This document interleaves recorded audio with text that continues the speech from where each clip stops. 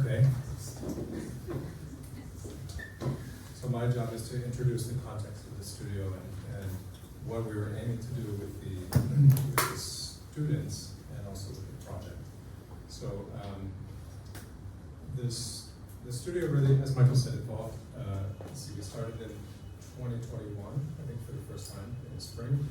And the idea was we couldn't travel. It was in the spot in our curriculum where we do a traveling studio. We couldn't travel, so we had to investigate sites that were interesting and complex and give our students a large-scale landscape planning project, but we had to do that in Hong Kong. So the idea came up to do the coastal trail. One of the things about these studios we'd like to do is to build off of small, incremental kind of change and build bigger impacts in the landscape. And so this seemed like the kind of perfect project.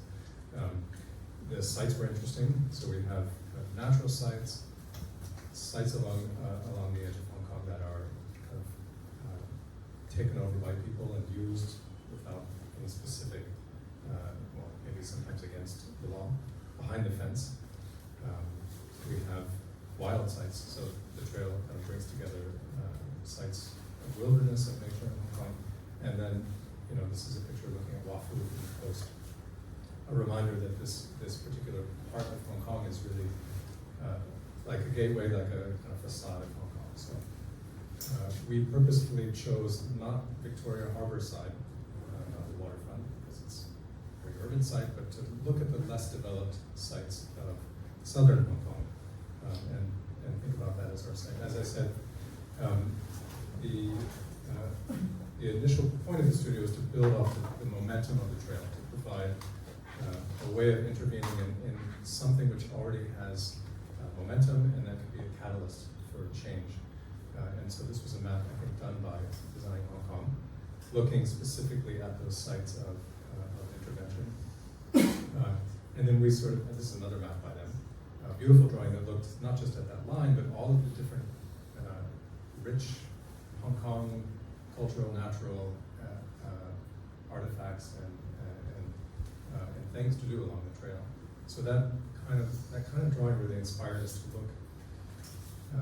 look at this studio as not only about the trail, but as a way of building off the trail to catalyze a series of landscape-based interventions around the city.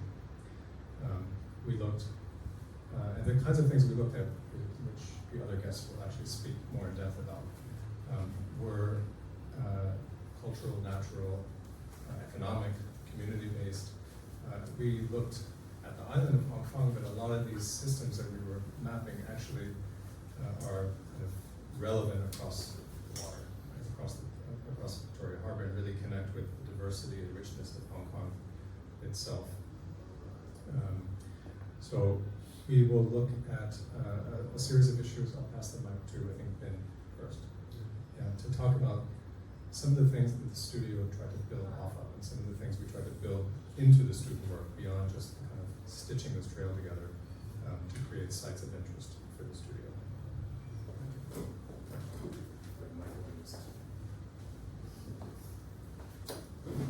Musical chairs.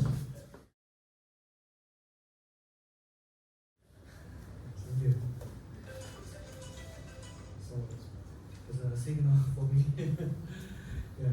Okay, I will talk about the community and equity issues. I think this is one of the most important issues across studio teaching. And you live in Hong Kong, you know the ocean, the waterfront is not just like a physical environment.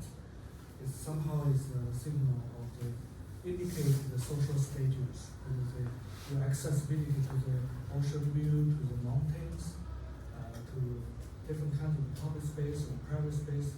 Actually, it's a quite accurate indicator of something about your social status and the living conditions and many other information. So if we look into the housing conditions, compare Hong Kong with other major cities across the world, you can see that Hong Kong actually are facing a very significant situation of the social segregation and income segregation. And we have the magnificent side of the city, right? We can call the side A of the city. But also you can see another side. The other side is like relatively unpleasant and the depressive side of the city. And so we can look into the different aspects of this kind of contrast. Okay. So, for example, we can see this type of high-end residential and recreational spots, destinations. And we also have the waterfront areas like this quality, and there is no infrastructure or facility to support people to enjoy the environment, not mentioning the pollutions we can see in many areas. And we also can see that accessibility is a big difference across the different communities. You can see we're missing a lot of opportunities. For example, this one is neglected, very important potential pathways to connect the communities to the waterfront. But unfortunately, it's kind of gated and separated by the institutional boundaries. And we also see some very popular spots. It's informal. It's often neglected by the government and even by the professional designers. And if we go through this pathway, you will see very beautiful ocean view. So we see these kind of opportunities there. We let the students and walk around, and we try to find this kind of wonderful place. Looks non-significant, but it's really, really promising opportunities. And we also see the equal treatment of the waterfront. For example, we have a lot of this kind of hard surface. We see the concrete, we see the steel fences, we see a lot of engineering solutions, but unfortunately they're not designed for human, not designed for people. And fortunately, we see some proposals. For example, this one is about the Mantle Island. They already proposed the ecological design for the oceanfront, the age treatment. But I have to say, along the Hong Kong Island, many areas, they either didn't get attention and resource, and the intelligence resource, financial resource to do this type of proposal. And we also see the connection is a very important issue, but we see some very challenging spots, like this one is connecting between the Cyberport area and with the Stanley Hall Sports Center area. And there is a water station, right? It's a facility, government facility. And we see there is opportunity there, and using the existing infrastructure allow the people can walk along the waterfront somehow, take advantage of this. But unfortunately, it's gated and it's sealed. And nobody can use that except the water station employees. And we also see the development of some projects which give us inspirations. But unfortunately, there are many they're located in the central urban area. If we step into the less important or less prosperous area, we don't see these type of projects very frequently. I'm not mentioning the Victoria part. So this one you can see we spend like so much money to hire the world-leading designers to provide fascinating facilities and space and every detail. But we don't see this kind of thing in the newspaper, in the media. But people need it. They will not go to the Victoria Bay in the database, right? So they just try to utilize every possible opportunity to enjoy the life. But unfortunately, I think we miss the opportunity to provide a better space for them. Okay, I will handle this to the next. Maybe go back to your previous slide. So hopefully, Yeah,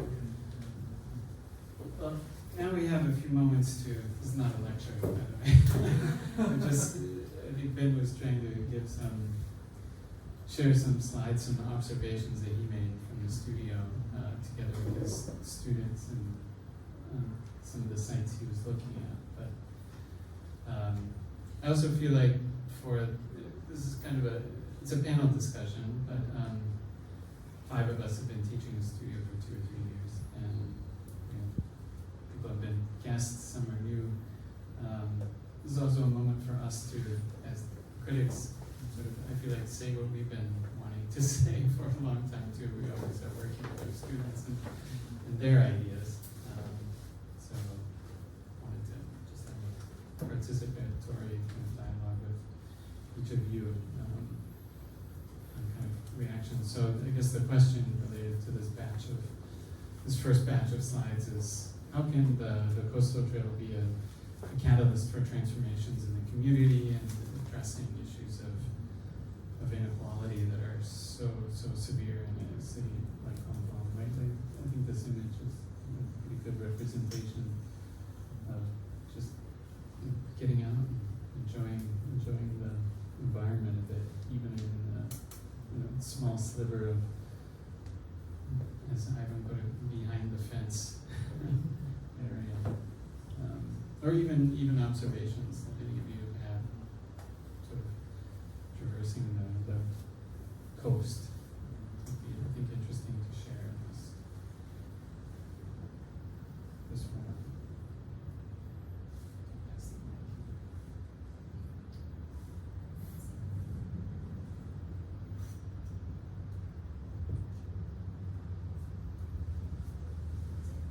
Say something because I remember one of your research projects tried to explore those kind of hidden space, but try to renovate it and refunction it. Right? Maybe you can say something.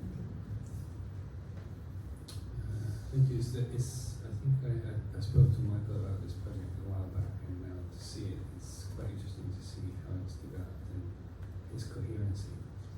I have maybe a little provocation to ask, because it's funny, because I jog past this point every morning,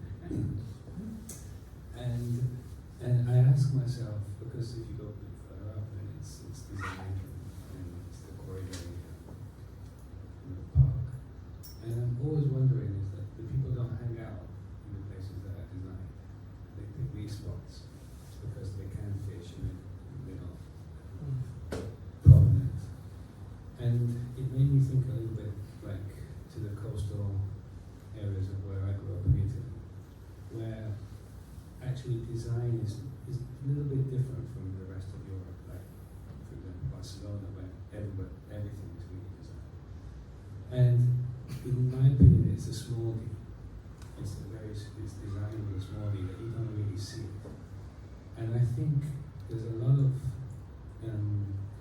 I'm very interested in design with a small D in Hong Kong because I relate to it, and I think people relate to it. And I think this is the question I would ask to you, is that because of course you know, I've seen some of the projects downstairs, beautiful projects, but they seem to be designed with a big D. And I'm wondering how we can still maintain that level of serendipity and sort of, slightly, not in the foreground. That is so beautiful about Hong Kong, that it is a public space that is half infrastructure, half not designed, a little bit designed by accident. And when I was, which I was pointing out, is I was looking at the residual spaces in Hong Kong, and I found that the interesting point was the temporality of the space, that you could design with time in mind, rather than permanent things. That temporary things could also be. And my question is, sort of, there's a question about design with a sort of a small D, and also the question of temporality. And maybe some of the thoughts that you have about that.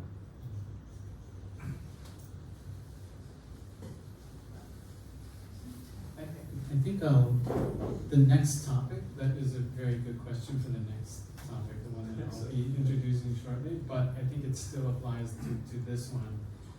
in terms of use, perhaps. Okay, since I have the mic, I think picking off what both of you sort of said earlier on, I think, I work in a water risk space, and water risks are going to increase because climate change has escalated. Today, just a quick overview, we're at 1.2 degrees of warming. Our target aim was 1.5 degrees by 2100, so technically we're already 80% of the way there now. And we'll likely reach 1.5 degrees by 2026. There's a 50% chance, so that's just 3 years away. So I like the fact that because of climate is changing, spaces may actually not be available to us sooner than we think. And so designing temporarily and with a small peak also resonates. You might as well make full use of certain spaces that actually will not be accessible in the future because storms are sea level rise and so on, especially in the coastal regions. With inequality, we've done a lot of analysis and analyzed like 200,000 buildings across Hong Kong, industrial, residential, and also commercial. And of course, the poor actually feel climate change the worst. And so you'll basically spend all your life saving for some property, and you would be impacted by sea level rise. You have the highest chance of impact. And so we would like to sort of see some sort of design with that in mind. And I think then that's where the big D kind of like type design would come in handy. And so I guess from that perspective, we could deal with the inequality, but also have a temporal but long-term approach to design. That's just thinking about this from various perspectives.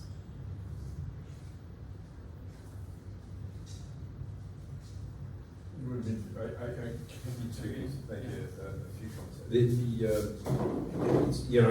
When you look at one photograph like this, then that this gives you one bit that's of the 63 how many kilometers are there? 63 or whatever kilometers. And the Victoria Harbour side, of course, is the one where man-made interventions because most of it is reclaimed land. But the equality bit, I think it's a big equalizer in the waterfront. I mean, people, whatever your background, it's unlike in other places, it is public. Our waterfronts are public, so it's hardly privatized. It's not the privatized piece of land. Maybe in Thai town there's a few places where we have to walk around. But otherwise, most of our waterfronts is entirely public. And you have areas where the public housing estates in Wafu are right in the waterfront. I wish I could have a flat in Wafu. You may not in the future. It may not in the well. It may be private. It may go to private property in the future. But so we see. So intervention-wise, I think the areas in the waterfront in the Victoria Harbour are going to take a lot of intervention.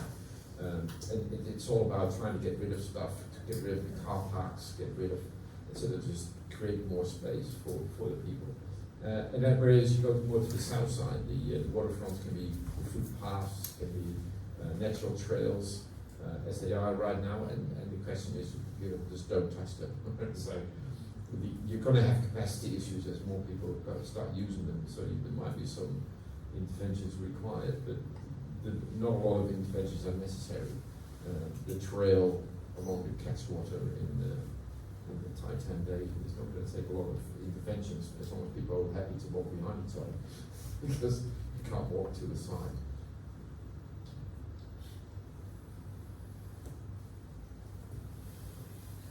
Well, you could. Yeah. Actually, I'm not a professional in this area. I'm just a user. I like hiking and on the trail runner in Hong Kong, and also I'm living in Stanley. Actually, I think there's a lot of people hiking in the area, especially in the holiday. And I used to, actually I walk around the island but some of the areas not convenience, like from South Bay. from Stanley to Tai Town. Catch water. Yeah, to catch water. I never tried hiking from Stanley to Tai Town, but I know that there's a path or a trail walk along, but I will try the trail. But Next time you do that one. just see the great ideas from your students, some pictures or some trail newly developed areas is like a very good idea. But I think my concern is the maintenance in later, and there's a problem in Stanley, the ball, the wild pig. Yeah, very serious. Because I'm not sure you guys are aware of this phenomenon, because many of fallen tree, because the pig is eating the roots of the plants like this, and yeah.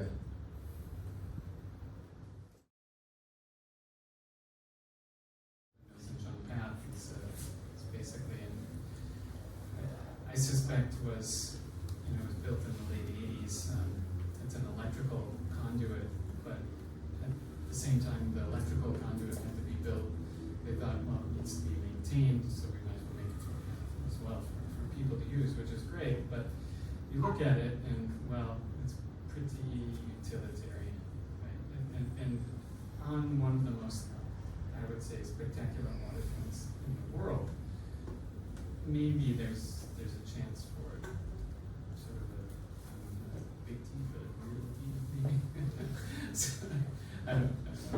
And then of course the catch water, like this is the one you haven't hiked, but this is up just above your neighborhood there in Stanley. And I think it's also, these are really interesting as found spaces, right? They're oh wow, there's a piece of infrastructure, we can actually use it, and I think that it has its value. And I mean, I much prefer this trail to a trail you find going through Town Country Park, which is actually a paved road, right?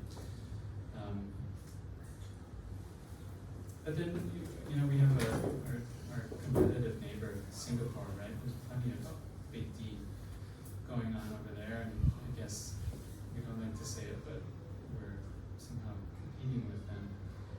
And I think there's also moments in our landscape here in Hong Kong that could exist, not too dissimilar from this. But on the other hand, if you look at maybe the small D side, this is a park in Spain, kind of north of Girona. A guardrail doesn't have to look like what we see on Mills and Jung Path. It could be just a sort of slender line, maybe of I also thought with our student projects, sometimes maybe a really light touch is warranted in many cases. Or just, cutting across a more sensitive ecological area with a very sort of minimal intervention. Sort of merger of human-made materials with natural, or a very simple bench or pavilion that really, it's small, but has a radical contrast. We use a pavilion on a Hong Kong trail is usually a sort of concrete pagoda, right? It's kind of strangely familiar, but strangely foreign at the same time. And I think some of our students try to get, and pretty successfully in some cases, ideas along these lines, sort of creating what elements, prototypes could be, give the trail a sense of identity in a different way, from more sort of just bigger D to maybe smaller D, just working with natural elements and unusual ways of casting concrete cabling structure. So, end of my section. Any reactions from the group? You have a mic. Yes. Please, Marty. What I'm intrigued by this presentation because I'm thinking ahead, and I'm just wondering how something that we talk about also at our university, and I think more universities around the world implement this in schools of architecture and design. How can we get our students to participate in the next stage? Because these ideas are fantastic. They're pure, they're imaginative, they're creative, innovative. But they stay on paper, they stay downstairs. And if you see what is actually built, it's not even a quarter of the intellectual and artistic and creative value that these projects are. So I'm wondering how can universities and government work together? Because we have, I was recently watching a lecture by David Chipperfield, and he's created a foundation in Galicia. And because he's got the weight of David Chipperfield, government listens to him. And this foundation actually does exactly this. It just goes to sites, and mostly they're students, university students, who then work with government to implement these projects. And even if it's, it could be a small project, but that would kind of set the ball rolling to inspire. And it's funny because in mainland China, I try to get a lot of social projects, and in mainland China, I'm welcome to do these projects, as long as I comply with all the things that I've got to comply with. But it's actually easier for us, I feel, to build this type of socially motivated project for the public in China than it is here. How could we, we've got very clever people here, how could we make this possible? Sorry, my reaction. Maybe let us introduce a little bit more about this kind of design studio. Since this session talk about form and material, in our design studio, I think about 1 month, 1/3 of the time, we ask the student to go to the site, to do the site visit, to understand this kind of site context, features, materials, and also even to identify what is your design client. And some students identify the frog, some is like the butterfly, birds, wild pig. So we ask them try to understand, for example, like what is ideal place, landscape design for the frog, from this kind of perspective, instead of just only the people. So I think this kind of design studio gives the student a chance to appreciate the nature landscape, try to understand, including the biodiversity and what is the change, and not just only create artificial science. So that is the beauty part of the design studio. So every time when students come back, we have this kind of quiz, and also we have the gallery review. We are also learning from the student. They also give us this kind of inspiration ideas about design and also how to respond to the nature environment.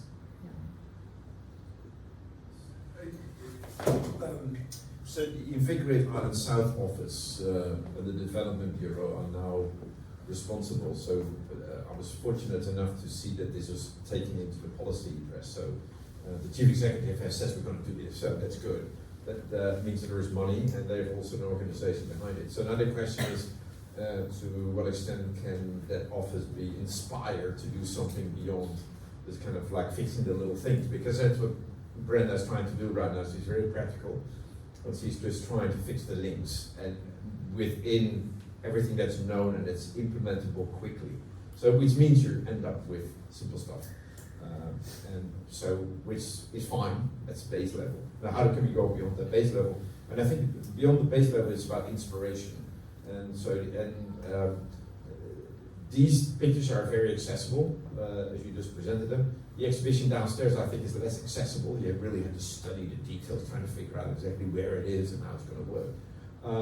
So I think that the gap for that then becomes, how can you get that very accessible, understandable presentation that a media person who's just come out of school, not an architect, would say, oh, I understand this. There's somebody who lives in CUHK understands it. People can understand it, and you have to then go beyond being an academic. You have to become an activist and an advocate for the thing and finding ways of selling. And so, but that takes you then beyond where you see the experimentation. You have to go beyond the experimentation, accept that there are limitations, and you have to cope with those limitations in the design. So the question is, to what extent you stay within. It's still kind of being inspiring, but also it has to be practical. One example we've had along that line was for a very different reason. It was the dam in between how do you call it, and Titan, the Titan Dam, and it was constant with traffic jams there, and so we couldn't get government to do anything, and so the inspiration became a massive design project by an architect who put together kind of this idea for building a new bridge next to the dam. And everybody in the neighborhood, and we publicized it, everywhere publicized it, and it got a lot of support. And certainly government is in shock. It's like, oh my God, people doesn't really want this bridge. So they then very quickly came up with the idea to put a traffic lighting that had refused to do for 10 years, because it was a cheap solution. So we moved the goalpost, and then so they did it. So, and that's, I think this is exactly this as well. It's kind of the power of the academic institution and the students is visualization, ideas, and practicality, and then the sell of it is important. The opportunities now, because there is an office, there is a budget, and there is a need and a timeline. So he has to do this within the term of office of John Lee. So he said he's going to do it. So we're on the clock now. So immediacy is there. I know that bridge, and actually I met the cyclist who did the person architect who designed it, right? And I was a little bit, at first I was like, oh, that's interesting, but then the more I thought about it, I was horrified, particularly because I am a cyclist and cross that bridge a few times a week on my bike, and it would be a nightmare because the problem is when you do things like that, sometimes create bridges, you just add more traffic, right? And anyway, that is my little aside. Yeah, right? yeah, but it was a provocation, and then we got the outcome we wanted. The situation the way it is now with just the light on each side is perfect. It's ideal because it reduces traffic on the whole South Island. You know, everyone in their lorry would much rather drive on the north side where they should, right? Because they just kind of wait at that light, which is perfect in a way. But I mean, going back to we had to take the work the students did to reality somehow, and it's not that we would even want a particular design to just simply be implemented by a student or in collaboration with us, but it's more about how to start the discussion and have a collaboration. So far we've made a little bit of progress, I think, when we met the Development Bureau 2 days ago at the exhibition. They invited us, Hong Kong U, to be a stakeholder in the project, which means we can at least have a voice, right? I think same way Designing Hong Kong is, we would then see consultants' proposals and ideas and be able to critique them, at least have our say in, see what they do, right? It's something. That's something, but I mean, there are other ways of designing that are not, say the client commissions the landscape architect, and the landscape architect goes off into their little tower and designs something beautiful and says, here, you like it, right?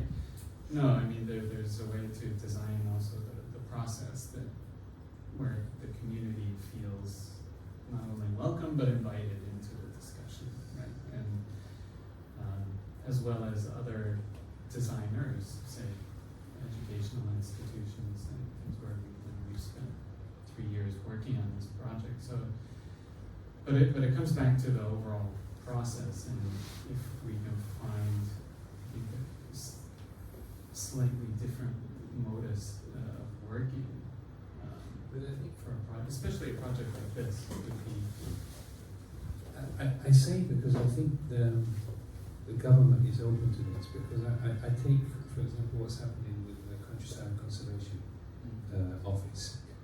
they're openly coming to us, to you, to us, to different universities, with projects that can be implemented through universities. And they're funded quite substantially. We're talking 3 to 10 million, which means that a student project or a research project led by students can be built. And I think, why couldn't, if the countryside and conservation officers are doing it, it's government, it's a different body. We're talking very similar language, and maybe it's not the implementation of the whole 65, but it's a moment in that 65 that then speaks to a louder ambition, louder creative ambition that then maybe could be important. I think that's the timer now. I think the one response to design and to kind of implementation, I think, is to also think about a kind of we talked about like a look or a kind of identity. I think there could be a kind of ethical approach to how interventions are made in this, where it's not about implementing a particular design, but maybe having standards about material usage, maybe low concrete, or materials that don't release toxins into the environment when they weather, or Porous. parts of the project that provide habitat or link habitat. Or use and waste. Yeah, so I think beyond design, there's design ideas or challenges that can be built into the briefs, if the briefs haven't already been written. First, talk about climate change. I mean, I think oftentimes we forget that Hong Kong is a string of 200 plus islands, right? But yet we're not at the table, at COP shouting about the fact that we're going to lose our islands like Fiji and the Maldives. And so I think, I'd love to sort of see, and if that's even possible, to sort of have the coastal trail be a sort of like education exercise on the coastal threats that will be in front of us, so that we really kind of think about it and rethink our relationship with the sea, which will become more threatening in the future. And also, I think, if we go down the trajectory where we are going, we're probably going to see 2 meters of sea level rise by 2100 or more. And this could happen rapidly in 2060, when we could see the collapse of the West Antarctica ice sheet. And if that happens, then, it's going to be bad, but it also offers us a huge opportunity to rethink what would an urban city look like in a hotter environment with more threatening seas, and also materials that could be used. Could we have pavements that are now, I think, CDU, one of the professors coming out with some materials that can apply to the fall, and that could generate power and so on. So could we use these types of materials or concrete that also sequester carbon and so on, and the government could push all of that as part of also creating a greener Hong Kong. On that one, the challenge areas are Heng Fat Soon, Kennedy Town, Kennedy Town, and Deepwater Bay. So if we take Deepwater Bay, the Golf Cup was inundated during Mount and the road. But if you've got to redesign there, because there's no footpath there, so anything that needs to be done there has to involve the golf club, the road, and the beach. Yes. The golf club lease is up in 2 years' time. So it's about time to have this program in place for when the golf club lease renewal, because then there could be some setback of that boundary, which they won't like. Maybe a temporary use of the car park area, and so then you need an integrated design effort there. Kennedy Town, people are now on the road taking pictures, and they're going to be driven over by a car at some stage. People are getting angry about this, so something needs to be done on that waterfront. But we also need a seawall, so you can integrate that.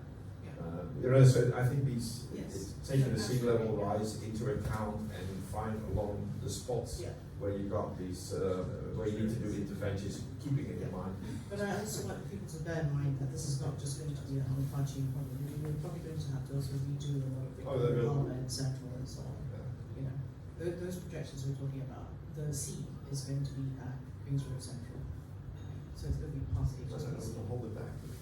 Yeah. Just hold it. Yeah.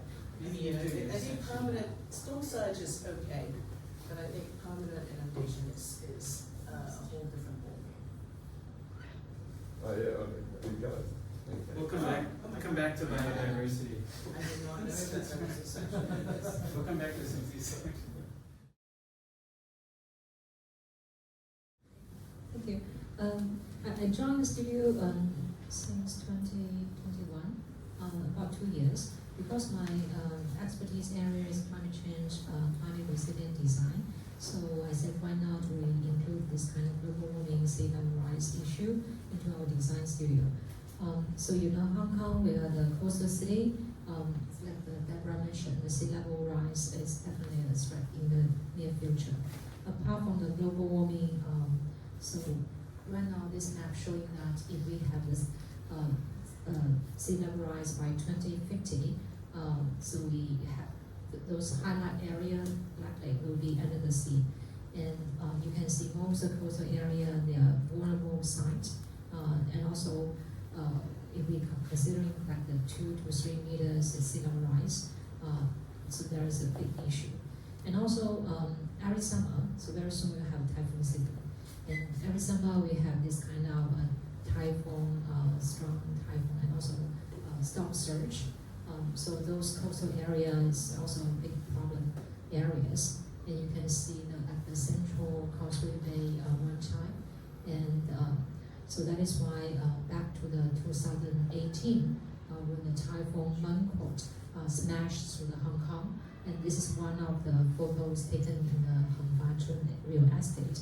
And by that time, that was a kind of disaster, and that was not this would happen in Hong Kong. And so after the typhoon, you can also see there's a lot of this kind of damage, rubbish, and also the coastal area, they cause a lot of this kind of problems. And the government, I think in good always, they always adopt this kind of engineering way of thinking to enhance the coastal line infrastructure. But do we have this kind of new idea, a new way to respond to this kind of changing climate and sea level rise issues? And this photo showing this one is showing the Stanley after Typhoon Mangkhut, and this one is showing the deep water bay after Typhoon Mangkhut. So you can see they have to enhance the street side and try to make it better. And this is the example done by the Netherlands, the Dutch designer. So they using the parking and sandstones as a coastal defense. It's called Catboy Park. That way. Yeah, sorry. No, that's Or okay. Dutch. And this project Paul has referenced several times at Deepwater Bay, and so so they adopt this kind of redesign sand areas and try to show how to respond to the sea level rise, and also how to create more interesting space to let people have a holiday there, have a vacation, enjoy the sunshine, etc. And also you can see this is like a buffer area, and this is a residential area. So people can use more nice way, new idea to respond to the sea level rise. And this is our student site, and students show how to do the site analysis to understand the deep water bay situation, and they highlight like what is the typhoon process, the tidal directions, the wind directions, and also highlight what is a problematic area and potential risk for this site.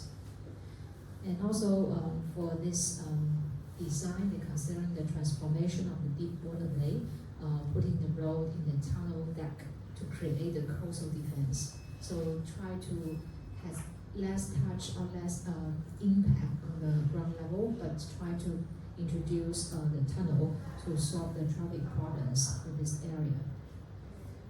Another project, this is a model for my studio team, and students create this kind of interaction. So good old days, we have this kind of white line, and everything is has been done is within that white line. But now we have a more creative way to have this kind of interaction with the sea level.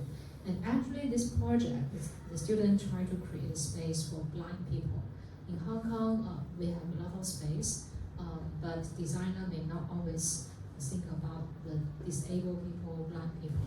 So how to create this kind of space, enhance the social inequity, and take care of those disabled people. So our students try to respond to that. Actually, the tape is here. This is your project. Do you want to say something? Okay. In the beginning, we tried to make some small design intervention, and actually, the first intervention is for the fishermen to send their fish to the fish market, something like that. Yeah. And after that, we try to go bigger and think about what this site should be and how it could help the surrounding residents. Yes. And in the final design, there are several cluster, and some of them is for a kind of aqua nursery. After the fishermen catch some fish to the site, and then they could take care of some small fish, and after that they could also provide a kind of education aspect and learning. After that, the fish could go back to the sea, something like that. Yeah. And there are also some kind of driven boating places for gathering some residents to do more community activity. Yeah. Thank you. And because my studio focusing more on this kind of climate resilient design, so one of the student project here showing that how we adopt the smart city idea, try to enhance the local urban infrastructure to solve this kind of inland flooding issue. And Hunfatun is a established real estate, but how we considering like collecting the rainwater and also fit into the existing infrastructure to enhance this kind of ability to solve the flooding issues. So this is one of our project. So now maybe floor's open, so we can continue our discussion. Yeah. Yeah, so can I just on the Katwijk, because it's next to my mother's place, so I just wanted to quickly show you, go back to the Katwijk picture. Because the good thing is that this area, the waterfront, used to have massive car parking. So you had the houses, and they have a boat, and they have massive car parking, and then you can walk down to the beach. Now the car parking is put under the dunes, so you don't see the car parking anymore. They've made it much larger, so a lot of cars be taken off the road, and it provides the extra protection with the dune over it against the sea level rise. So it has many different advantages, and so I would love to see that we do this at Deepwater Bay. So integrate all of those: the golf course, the roads, the parking, the beach facilities, and then package it all into. But it needs one integrated solution for that space. So yeah, I would love if we can do something to that level, of course. You could also do that to the Chateau car park. Oh, we can do it. Yeah, there's more waterfronts exactly where you need this integrated thinking to come up with solutions. One of your students did that in the Chateau car park. Maybe, like, this project came up in several discussions what we had, and I think it's sort of it's a very great and interesting solution. But I'm wondering even if our students can think further than that, right? Like, as an idea of how can we think beyond engineering solutions. Not that I'm saying this is only as an engineering solution, but can we think of, cars in different ways? Can we think of how much space that needs in a, yes, that's the idea. But in for sure the essence of it, or what we would like our students to think about, is how do we step up from engineering solutions that solely provide solutions, but they are creators of opportunities that can go beyond that. And I think that was a very difficult part of the projects we talk about, right? Because that's also the question that, okay, where do you start with a really big gesture, like a designer with a big B? Where you say, okay, we have to revitalize, reshape this entire area. And to what cost is it? In terms of nature, in terms of material, in terms of, you know, budget, obviously. And where do we think these solutions more radical? Maybe it's, you know, a very radical small d solutions where we're not providing engineering opportunities, but we really sort of draw that line between, okay, what has to be done, or where can we step back as users and as designers. So it's just a provocation or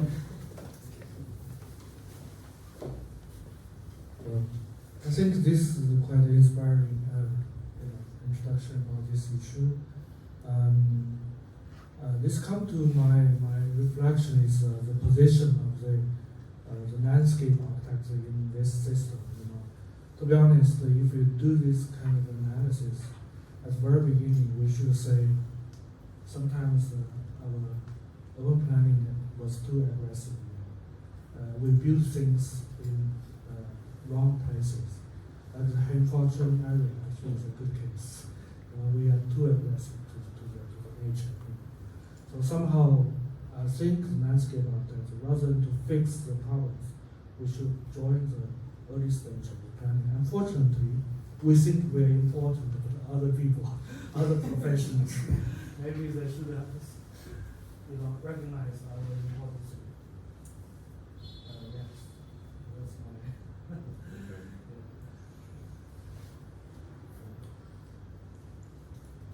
Could I give a small suggestion? Is that okay? Yeah. Yeah.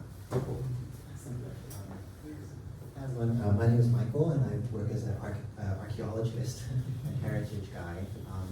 But I did something in my course, also at HKU, where besides my students learning the theory and the methods of my field, their final assignment was to go out in community and give a presentation or be in dialogue with different groups. And so perhaps something you could do in your curricula, which is to implement a final assignment, or even something in the middle of the term, where you're going to go talk to NGOs who help the poor and vulnerable, the disabled. You can talk to NGOs who work on conservation and environment, and then it's actually in there where you're going to make sure how much to step but not overstep, and say that architecture and design is the full solution.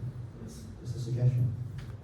And it works very well. Like my Yeah, students we really can like join the doing that. conversation. I'm not saying we have to lead the project, but we should, Yeah, not saying we should be the leaders of the project, but we should say something at the very beginning, rather than until all the buildings have been set down, transportation system has been decided, then we say, okay, landscape architect come in, do something to fix the problem. Somehow it's late. Yeah. So I do think the Ivan actually is leading our division, is working on changing the status and change the position of landscape architecture. Hopefully. Yeah, I think that, I think it's really inspiring to sort of see students take climate change and drainage into account, right?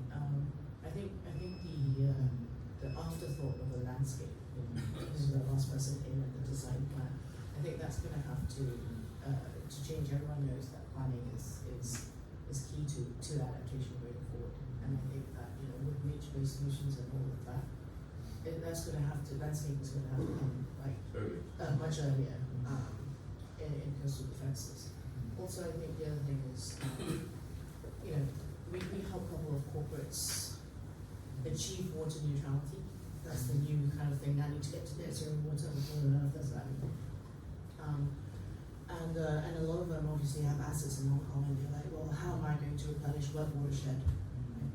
And I can see from some of your displays downstairs and so on as well, that you're really also sometimes looking to rechannel water, rehabilitate small watersheds along coastal trails. And maybe this could be built into much bigger projects and so on, to sort of create water infrastructure or be by water inland, but not in terms of like a footpath, like a drainage footpath, right?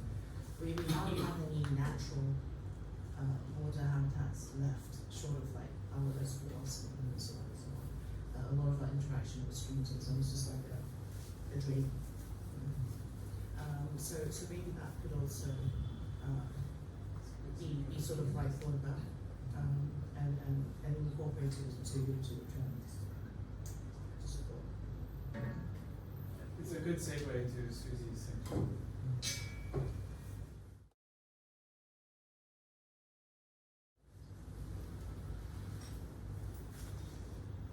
Yeah, I think that was a great introduction, actually.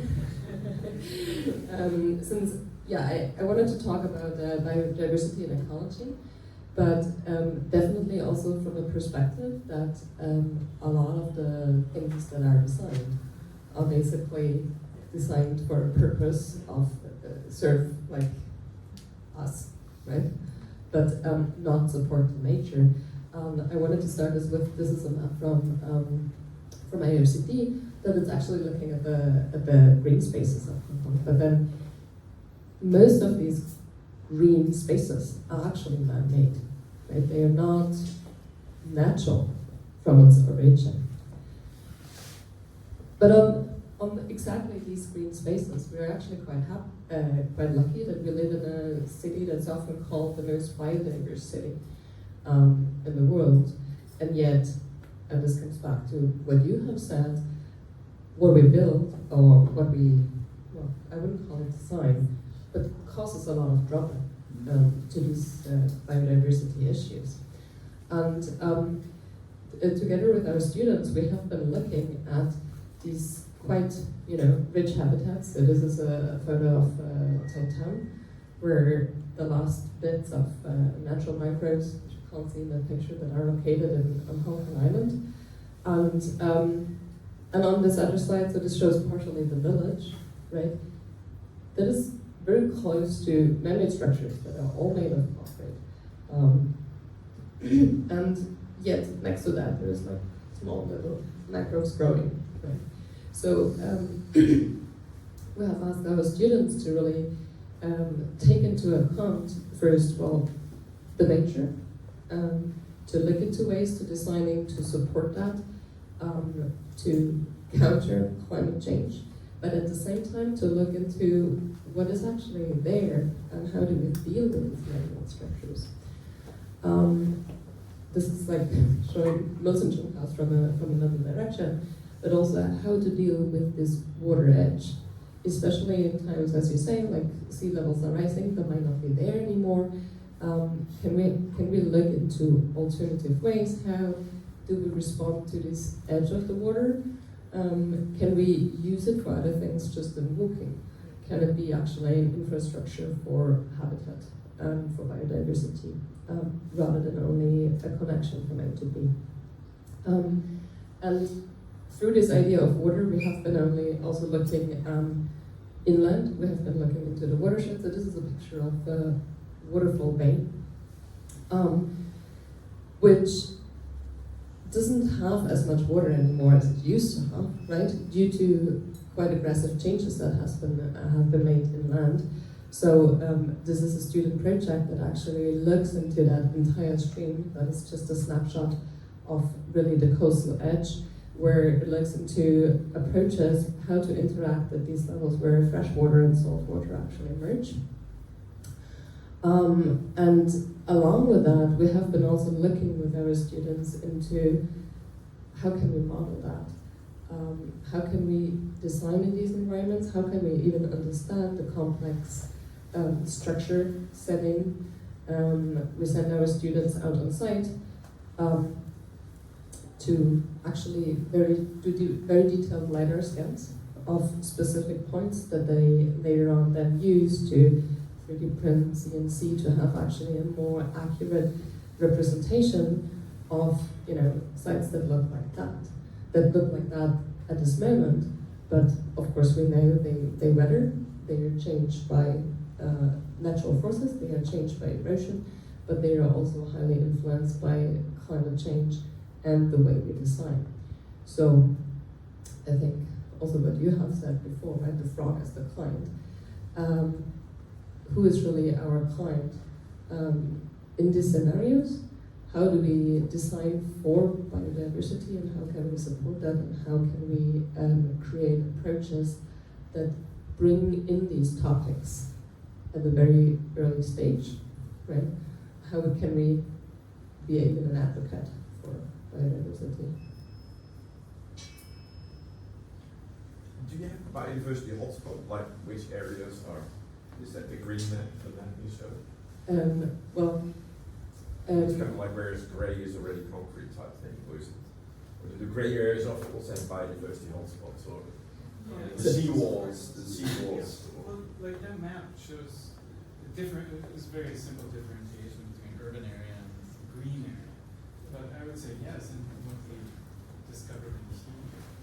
Yeah, I mean, I think what we discovered in the studio is this sort of layering of, you know, what is actually defined really a natural landscape of biodiversity hotspots. So what you know, like you can see on a natural list, there's like X amount of butterflies counted on X spot, right? But what we could also see is how, you know, in a place like that coast of Titan, where it's like all concrete, and suddenly there's mangroves growing in between that, right? So there is both sides of that, but there is this like areas which are for sure worth to protect, but on the other side there is this, you know, even sort of small hopes of nature overgrowing that very aggressive infrastructure, that I think that could be an inspiration to take a different stage as a designer. You could also build more natural defences that also would encourage biodiversity. At the same time? Yeah. And Kai Chow Islands, they plan it. Well, we were doing that in Torture. I think also maybe they're not necessarily hotspots now, but we discovered areas where they could be hotspots, right? Like all the conditions are there, except there's just this one. If you switch this one aspect, it opens up a huge opportunity. I mean, there's even on a sort of micro scale, like in some of those catchwater channels, we would find areas where some of the concrete at the bottom was taken away, and there's just kind of rocks there, but water would stop and settle there, and it becomes a kind of small oasis. You find even fish that are in this it's just a bit of water that's happened to stick from the last rainstorm and lasted several weeks, and you think, oh, immediately you start thinking there could be on a sort of porosity micro scale, even along the catchwater, combined with escape routes out of these catchwaters that provide a vital defense for the city against, and roads below against flooding, but could harbor sort of microhabitats and things for different species. A thought, because we're talking very much about the trail and the different possibilities. Did it ever dawn to me that part of the design could also be to design the event, the program? Because I'm thinking with biodiversity, you know, I'm just thinking how you would do it, but it's interesting. You would actually have to design the event, like urban farming or something, where people can participate. And that made me think is that if we're designing just the space, it's half of what we should be doing, because it's also what happens on that. It's not just views, it's how people interact with that space. And it's when you go to those spaces and you find those incredible restaurants and you meet there, and then you belong to the place. And I'm thinking with the butterflies and with all these things, how could we get people to, you know, how could we design these events or this trail so that things could happen? Is that something that you discussed? Yes, we certainly discussed that. We're also currently in like really super small subgroups, talking with the community. Like we're talking with this environmental education center. They're actually not really building parts of our student work, but it actually started out of a conversation with them over our student work that we got involved in what they do in their environmental education center in the garden. So that is just sort of a small approach. But I think we had like some cases of students thinking about how would we start introducing that. And the first step might not be something spatial, but maybe something to maybe to raise awareness in the community, maybe to even showcase how this like very unknown biodiversity, like hotspots at a micro scale, how they could be better communicated and advocated for. So, thank you for Susan's introduction. About the ecological part, actually we had wonderful discussions with students, and actually we are inspired by students. For example, the students challenged the landscape design of the suburb lawn area. So basically, suburb is is a lecturer's residential area. So the design like American style, basically, is like a very open and clean lawn area. But that area actually have a good chance to provide a high diversity by import native species, not only arbor trees or species. Another student also shared ideas. We should not only looking at the marine ecosystem, we should look at the island as an ecosystem, which means we have the very important ecological configuration from the mountain in the central to the ocean front. So if we regard that as the connections and the structure and the framework, it's not only about the spots or about the linear spaces, it's about the matrix, and patches, and corridors.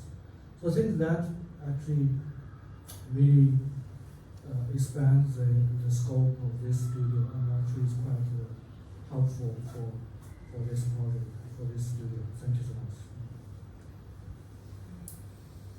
I'd like to sort of see some parts of the trail, I don't think it's possible, turn into kind of an urban farm garden, where people can go and participate or learn or, farm. I think there's so many opportunities for that. For example, we could definitely create that, and that itself would invite biodiversity. We plant certain types of mixture of plants. You discovered some. Papaya farm. Yeah, I mean, it's really, people are really doing more of that. Earlier, we have one student try to introduce a bee farming. So they have this kind of very small box and try to locate on the top of the roof, and also link this kind of capture part, how to introduce this. And one part of the program is educational function. So they need to educate the parents or students how to run this bee farming, take the highway from that. So this kind of biodiversity program is also part of the design project.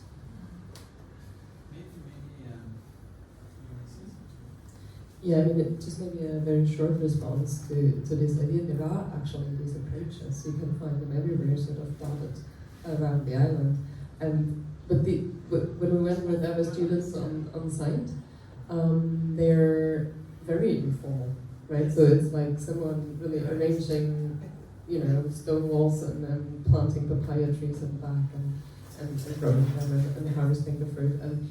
And that brings me back to sort of the question what Peter started off at the beginning, right? What is really our role as designers? Because they're, I think, the main, and also like how obviously we teach our students, they work in studio, they go to site, but then they go back and they design from their desk, from their computer, from their photos, from their site impressions.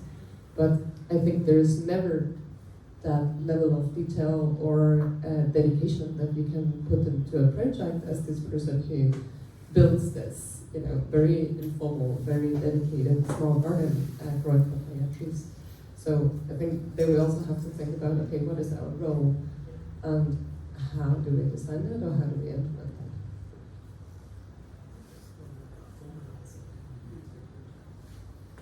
We haven't had much interaction with the audience yet. Maybe now. It's a good moment. I'd like to ask Since we're recording. Recording. Lots of wonderful ideas, thank you very much. Can I ask who's coordinating the outcome? Are there consultants in mind? Who's going to do the design? Is there a budget identified? The level of commitment from government? The timetable? Just a few questions to start with. I haven't seen the budget yet, but the Invigorate Island South Office under the Development Bureau is responsible, and their deadline is to have it implemented. What is it? I think they have a percentage in how many percent? 90% to be implemented. The Development Bureau is responsible, but is anybody taking notes? Or is it? Oh, in this group here? Well, there's lots of bright ideas. Okay. Nobody I seems don't- to take notes, okay. and I don't see the That's why we're Development Bureau here. recording. Well, I don't know what the university is going to do, but Designing Hong Kong and Trail Watch, we continue to be as a district councillor, so 3 things on my side. There's a number of things we do for Trail Watch, and we try to get people to run and hike around the trail and kind of like promote the trail. Part of that is also taking photographs and other events around the trail, kind of promote interest, create visuals and so on. That will enable, from a Designing Hong Kong point of view, we're keeping track of the improvement projects, and we keep poking government to make sure that things are going to happen. Yeah, but I think that this whole discussion has been taken to a next level here today. For me, it's kind of like, wow, there's a lot of stuff we can do to take it to the next level. So how can we push up? They're getting the basics done, which is on the way. How can we take it? How can we push it to a next level of making it really interesting, getting some really fantastic all these ideas actually implemented? So my question is your question to Hong Kong U, because originally Hong Kong U said to me, "Oh, we've done it for 3 years. We've done it. We're going to do something else with our class. We've done it. We've done it for 3 years now." But actually, maybe that it has changed, that it's now in the policy address. But yeah, it needs a bit of a base of somewhere where there is a continued activism around this. There's organizing seminars, photographs, booklets, pitchings, like that's the stuff that we would do. And my question would be to the university, is this something you guys would do too? Yeah. Oh, thank you very much. Now, what I'm going to say is going back into history. This whole idea of a trail goes back 30 years probably to an organisation called the Harbour Business Forum. Do you remember that? So it was caused by HSBC's. But that was limited to the Victoria Harbour waterfront.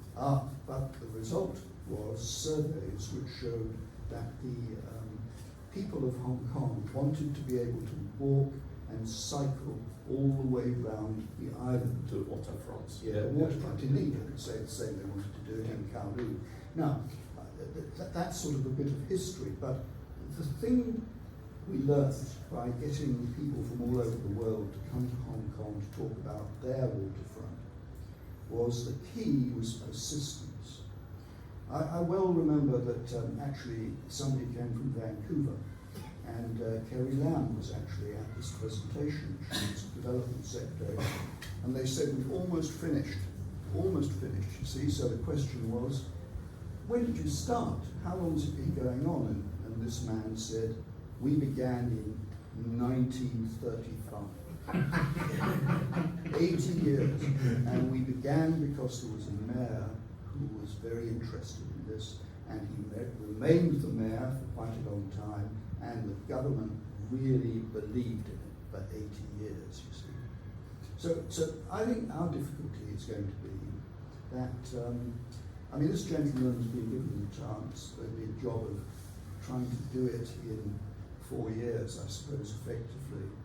But firstly, he'll be changed, and secondly, he should be thinking 25 years ahead, not just 4 years ahead.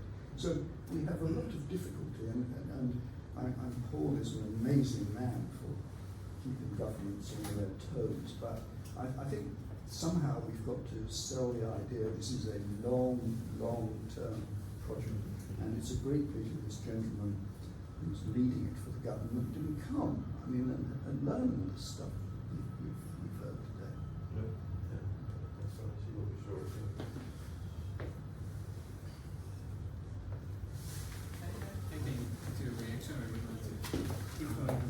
Have you guys ever heard of ITF, the Innovation and Technology Fund?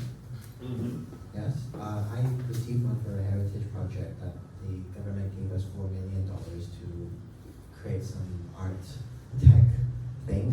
They really like things that combine digital or technology stuff with art or cultural things, because they love the stuff at M+ and Paris Museum. I got money from them. It could be something you could get money from. Okay. Actually, interestingly enough, last week on World Holiday, M+ actually did an entire session on sea states and our relationships with the ocean. And one of the colleagues I was in town, I was talking about sea level rise and also inclusion of culture, changing the way we think and our relationship with the oceans looking forward. And I agree with the gentleman that we need to take a much longer term view of this, because it's not going to go away. Anything is only going to get worse. But then it also brings up a whole bunch of opportunities, which I don't feel that we're maximising. We're not optimising it at the moment. But maybe this is the start. I think if we start discussing it will happen. But further, We'll have students, we'll have HKU students. But their mic doesn't work. You want to say something? No? Maybe Share some experience you have with a lot of students. Maybe I just say one thing. I want to pick up on something that was brought up earlier. I think by you, Ivan, the issue of writing the brief and simultaneously taking the sort of not just till the next policy address type view, but the long view.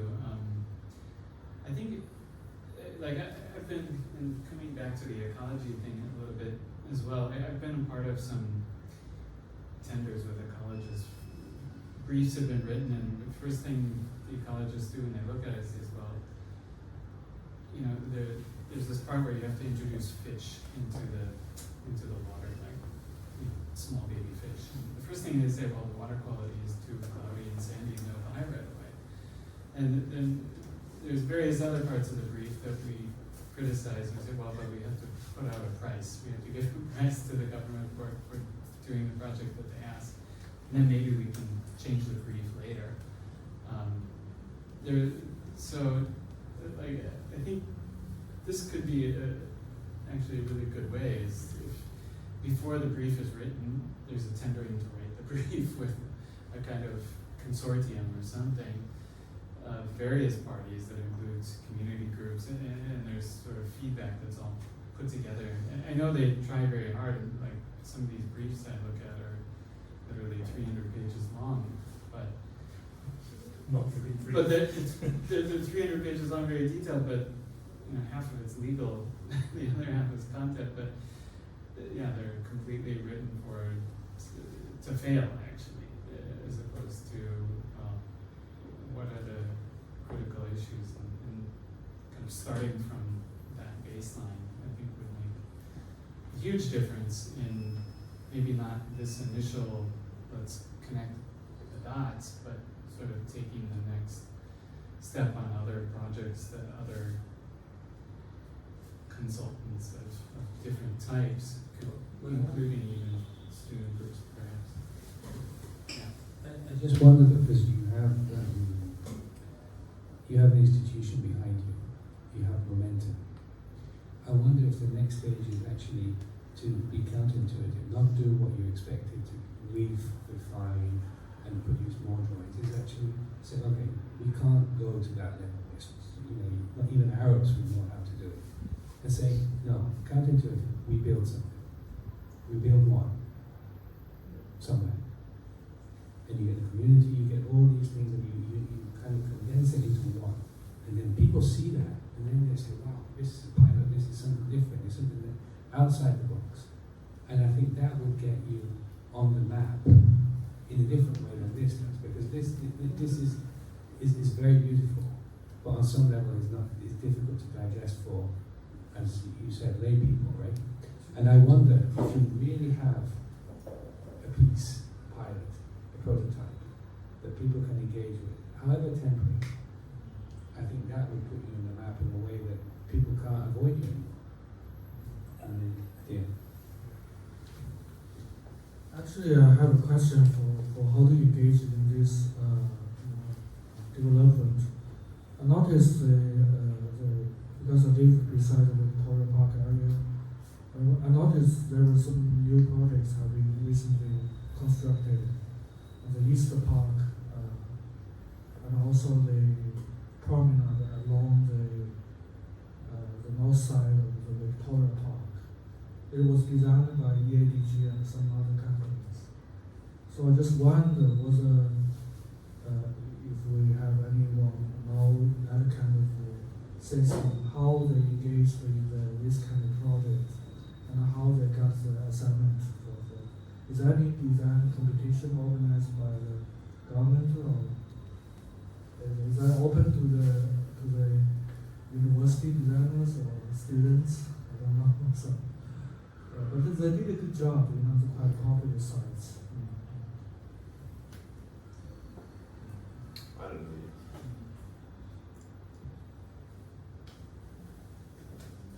We're on over 10.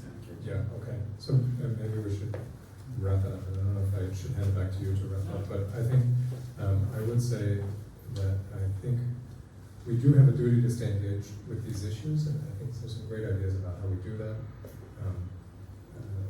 I think certainly shifting and staying nimble and kind of staying ahead in some ways of government to provide feedback or alternatives. We do it in different sites, we do it through different methods, we do it through focused engagement groups with out of studio, but with local communities. I think there's lots of opportunity there.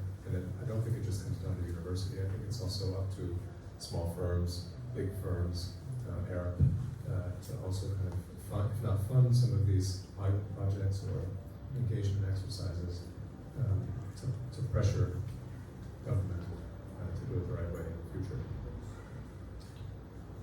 Thank you all for your time.